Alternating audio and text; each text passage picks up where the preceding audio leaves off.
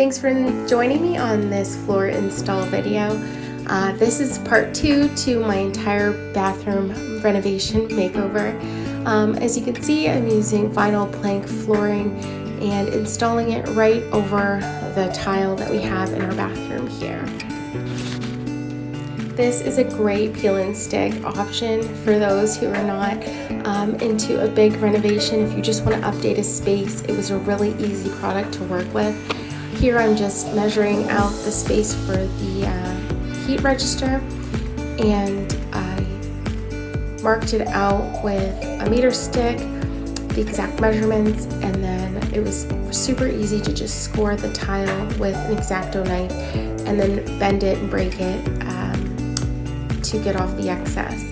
So you just take off the backing and lay the tile directly onto the floor.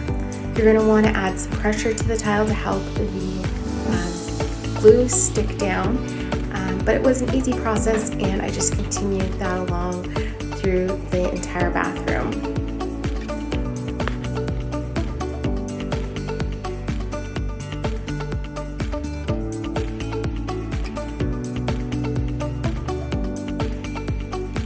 I have to say it again, this is such an easy product to work with. This is my first time ever installing any type of flooring, and as long as you know how to measure, it's really great to work with. It didn't have any strong odors, and again, it was super easy to break. This is the Traffic Master salted oak color, which was like a nice light gray with a wood grain finish. I picked this up at Home Depot and it was fairly inexpensive. I was able to do the entire bathroom for just under $40, and I ended up having 2 planks left. So that will go a long way in helping me get the upstairs bathroom done as well. So you're gonna wanna make sure that your floors are washed and clean and free of any debris. I swept them and then I went over them again with a cloth on my hands and knees just to make sure that I got any of the debris that might have been, tucked in a corner or something like that. And I just used a simple solution of Dawn dish soap, vinegar, and warm water, sprayed it on the floor, wiped it down, and it was great. As you can see here, sometimes the tiles don't cut exactly, whether it be my measurement or the way that the tile broke. There's a little bit of a lip, so I just quickly went over that with my X-Acto knife, and it really didn't take long to resolve the issue.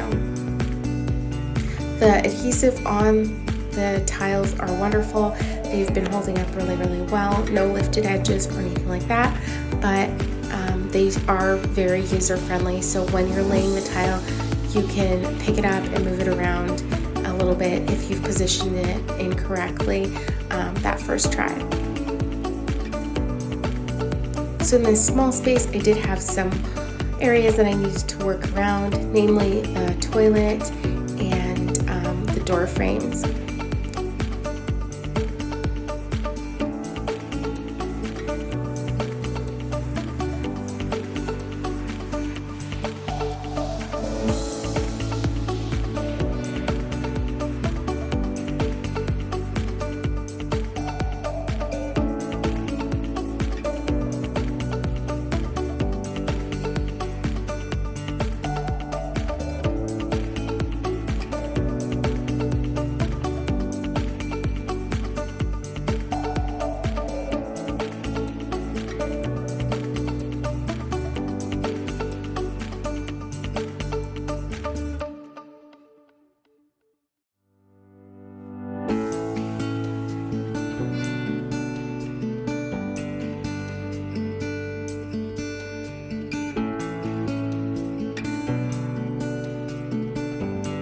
For me personally, this is my first time doing a project like this, and I didn't really know how to tackle those corner edges or anything like that.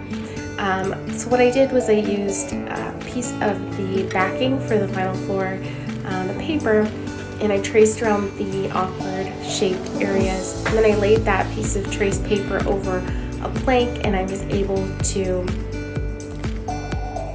trace it and then snap off the piece. So as you can see, that first piece there that I put on the left-hand side of the toilet fit really nicely, and I was happy with that method. It wasn't as easy with the other sections, so if you've got other ideas, then definitely look into using another method. But for me, I was happy that this bathroom got completed, even with my inexperience, and I was quite happy with the results. So I traced it around, I fitted it in place, and I made a few adjustments, and it worked, so I was quite happy. You're going to want to stagger your tiles as well. These planks, the seams do blend in quite nicely into the wood grain, but to make it look more like actual wood plank floors, then staggering those seams will give you the best look in the end.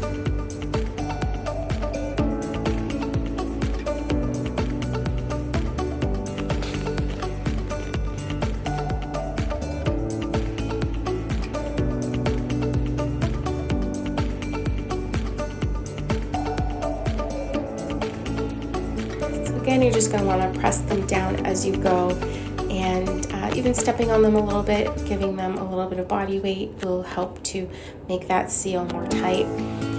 As I worked through the bathroom, I again just wiped off the floors as I was doing a bunch of cutting and things like that, and I didn't want any scrap paper or any scrap pieces of vinyl to be left underneath this tile, the plank flooring, once they've been laid down.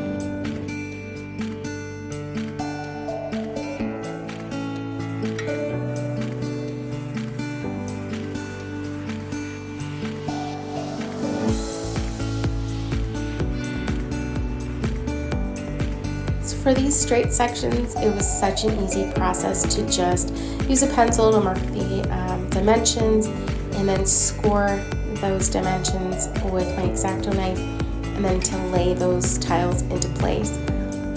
I was really impressed with how easy this process was. You're just cutting that like a very, very thin line into the plank flooring on the top, and then they will break. Sometimes with those thin breaks that you have to make, if you've cut it once already and you need to trim it down some, you may need to use a pair of scissors. I found it to be the easiest way to trim a tiny bit of excess off. But if you're breaking a full tile or a quarter tile or anything like that, scoring it with an X-Acto knife and then just snapping it off is super easy. So again, here I just traced around the space that I needed, and I used a small piece of vinyl flooring that I had left over from the other side, and I was able to cut that triangle out with a pair of scissors and fit it into place. The vinyl floors are 0.6 millimeters, I believe, in thickness, but they do feel really thick and nice, and they're lovely to walk on. There's a little bit more comfort than walking on straight tile, so I really have been enjoying having these new floors in our bathroom. The projects don't end there, of course. We did update the cabinet vanity, and we updated the paint and added a shelf in this room and a few other updates. So if you're interested in seeing more about that transformation and what else we did in here, I will link that video in the description box below. Hopefully one of these days I will also get to add a baseboard just to finish off the bottom of the tile there. We bought this house and it came with purple tiles, so I'm hanging on to that vintage throwback for now, and I got some accessories and paint colors that help to sort of tone down the purple, and it also goes really well with this floor. But in the future I might decide to paint over those purple tiles to give them a bit more modern feel. For now, they're in pretty good condition except for at the bottom, so if I do decide to add a baseboard, they will be hidden under that baseboard, and no one will notice the little bit of defect or flaw to the tile. So here I am just pressing down again on the vinyl that I've laid down, and then I can move on to the doorway. So for this bathroom, I needed about 20 square feet worth of vinyl plank flooring, and I would say it took me about 2 hours to get this laid. I'm actually quite surprised at how long it took me, but I think it's because of all those extra angles around the door frame and around the toilet. So definitely a bit of time for this project. I was happy that I just did this and a couple of other small projects like hanging the shelf and a towel bar in one day, and a different day I did all the painting. It just made this bathroom transformation go a little bit smoother because I had a bit more patience, and I was able to work carefully and not make very many mistakes when I was doing it. So I'm just finishing up, again, like I said, the door frame, and then the project will be all complete. And I can't wait to share with you how the final look came out. Here's our little dog, Brody, coming to check out the work, make sure it was all installed correctly.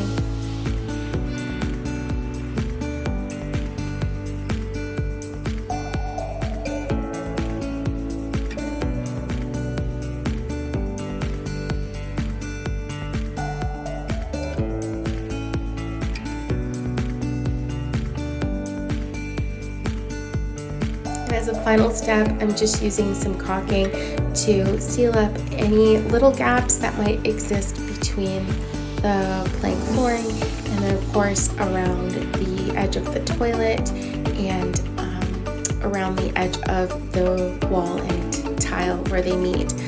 This caulking, it goes on white, which is great because you can see exactly where it has been placed, and then it will dry over the next several days to be a clear finished look.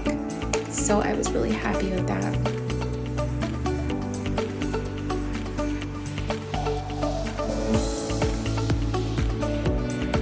After I put on all of the caulking and filled in all of the areas that it was needed, I just put, I used a Ziploc sandwich bag, put it over my index finger, and then I wiped it all around just to lay that flat and make it look more finished.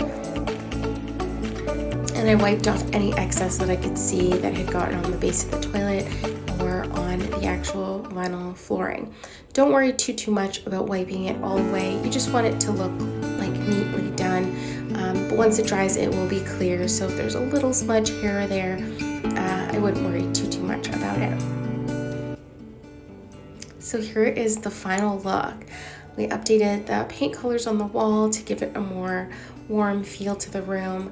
Painted out that cabinet underneath. It was once brown and now it is chalked gray. Kept the countertops the same and kept the faucet the same as well as the toilet. And the floor has been laid. I put a new register for the ventilation system in the bathroom, and I'm just so happy with the way that it turned out. Let me know in the comment section below if you love or hate this purple tile.